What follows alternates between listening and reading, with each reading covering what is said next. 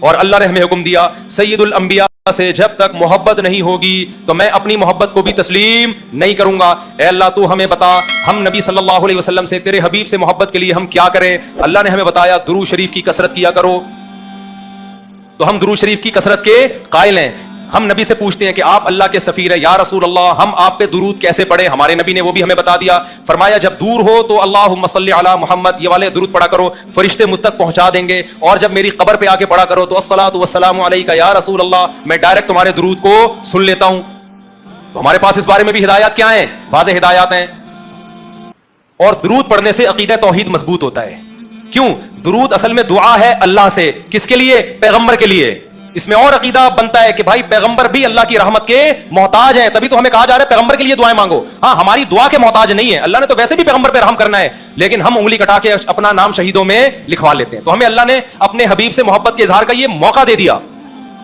ہم جب پیغمبر سے پوچھتے ہیں یا رسول اللہ, ہر عبادت کے لیے کوئی خاص وقت ہوتا ہے جس میں اس عبادت کی فضیلت بڑھ جاتی ہے. روزہ عام دنوں میں رکھو 3 روزوں کا ثواب 10 نیکیوں 10 روزوں کا ثواب, رمضان میں رکھو گے تو ثواب بڑھ جائے گا. تو یا رسول اللہ ہم آپ پہ جب درود پڑھے تو کوئی ایسا دن ہے, کوئی ایسا ٹائم ہے جس میں درود پڑھنے سے ہمیں ثواب زیادہ ملے گا؟ آپ صلی اللہ علیہ وسلم نے فرمایا ہاں, جمعے کے دن درود پڑھنے کا ثواب, حدیث کا مفہوم ہے, عام دنوں سے زیادہ ہے. اس لیے ہمارے جتنے بھی اکابر ہیں وہ جمعے کے دن درود شریف کی کثرت کیا کرتے تھے. یا رسول اللہ آپ اللہ کے حبیب ہیں, اللہ نے قرآن میں حکم دیا ہے من یطیع الرسول فقد اطاع اللہ, جو پیغمبر کو فالو کرے گا, پیغمبر کی بات مانے گا, وہ ایسے ہی ہے جیسے اللہ کی. تو آپ ہمیں بتائیے درود شریف ہم نے بلند آواز سے پڑھنا ہے یا آہستہ آواز سے؟ ہمارے نبی نے ہمیں تلقین کی کیسے؟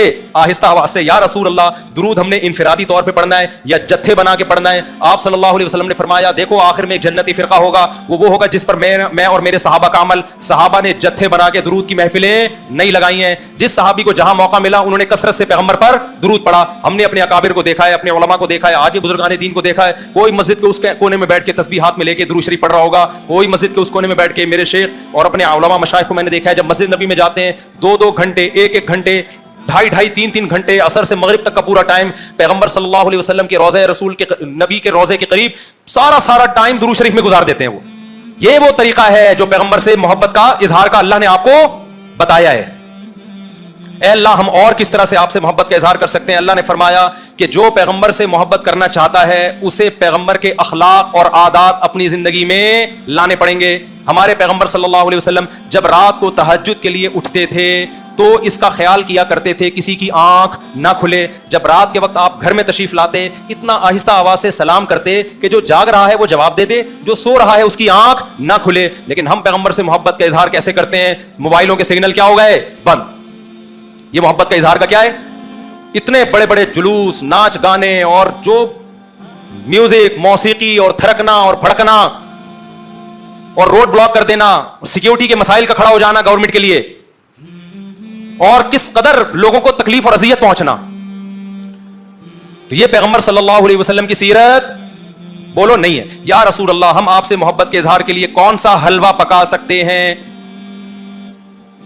ہم نبی سے محبت, جب تک پیغمبر سے محبت نہ ہو ایمان قابل قبول نہیں ہے. لیکن محبت کا انداز وہ ہوگا جو اللہ کے رسول نے بتایا ہے. یا رسول اللہ ہم آپ کی یاد میں کون سا حلوہ پکائیں, کتنی بریانی کی دیگیں آپ کی یاد میں؟ نبی نے فرمایا جو مجھے یاد رکھنا چاہتا ہے وہ روزے رکھے. کیونکہ نبی صلی اللہ علیہ وسلم نے فرمایا, بخاری مسلم کی حدیث, بدترین برتن جو بھر جائے وہ انسان کا پیٹ ہے. یا رسول اللہ ہم کتنا کھائیں آپ کی یاد میں؟ نبی نے فرمایا میری یاد میں مجھے خوش کرنا چاہتے ہو, اللہ کو خوش کرنا چاہتے ہو تو کھانا نہیں بلکہ کھانا چھوڑنا پڑے گا, ناغے کرنے پڑیں گے, روزے رکھنے پڑیں گے. آپ نے فرمایا بہترین روزہ داؤد علیہ السلام کا روزہ ہے, 1 دن روزہ 1 دن ناغا, 1 دن روزہ 1 دن ناغا. نہیں آئی بات میرا خیال ہے سمجھ میں؟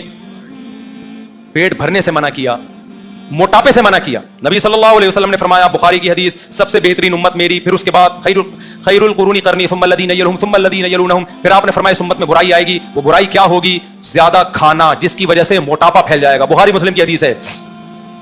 کھانے سے پتلا ہوتا ہے, موٹا ہوتا ہے. نبی فرما رہے میری امت میں جو سب سے پہلے برائی آئے گی جھوٹ اور موٹاپا. یہ بخاری کی حدیث ہے. ایک موٹاپا وہ ہوتا ہے جو نیچرلی ہوتا ہے, بہت سے اللہ والوں کو بھی ہم نے دیکھا ہے وہ بائی نیچر موٹے ہوتے ہیں, بھاری ہوتے ہیں, اس سے یہ کوئی گناہ نہیں ہے, وہ صحابہ کرام میں بھی تھے. یہاں اس موٹاپے کی برائی بیان ہو رہی ہے جو حلوے مانڈے کھانے کی وجہ سے ہو, چاہے 11ویں شریف کے نام پہ کھاؤ چاہے 12ویں شریف کے نام پہ نہ کھاؤ. جب کھاؤ گے اس سے خدا خوش نہیں ہوگا, کھانے سے پرہیز کرو گے تو خدا کیا ہوگا؟ خوش ہوگا.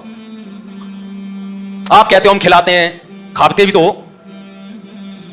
اور جن کو کھلا رہے ہو وہ کون سا وہ لوگ ہیں جن کو 2 وقت کا کھانا نہیں ملا, وہ 6 محفلوں کے کھانے 11ویں پھوڑ کے آئے ہوئے ہوتے ہیں آپ کے پاس. ہم فراق یار میں گھل گھل کے ہاتھی ہو گئے, اتنے گھلے رستم کے ساتھی ہو گئے. یار کا فراق, یار کی جدائی, اس میں گھل گھل کے عاشق موٹا ہوتا ہے کہ دبلا ہوتا ہے؟ بولو نا, دبلا ہوتا ہے. لیکن شاعر کہہ رہا ہے آج کا جو عاشق ہے وہ یار کی جدائی میں گھل گھل کے ہاتھی ہو رہا ہے, بجائے پتلے ہونے کے کیا ہو رہا ہے, موٹا ہو رہا ہے. اتنا گھلتا ہے کہ رستم پہلوان کا ساتھی بن جاتا ہے. اسلام میں بھوکا رہنا سنت ہے, پھوڑنا پھاڑنا کھانا پینا یہ سنت نہیں ہے. 40 دن نبی کے گھر میں چولہا نہیں جلا, اور اگر آپ کھاتے ہو کھاؤ, مذہب کا لیبل مت لگاؤ اس پہ.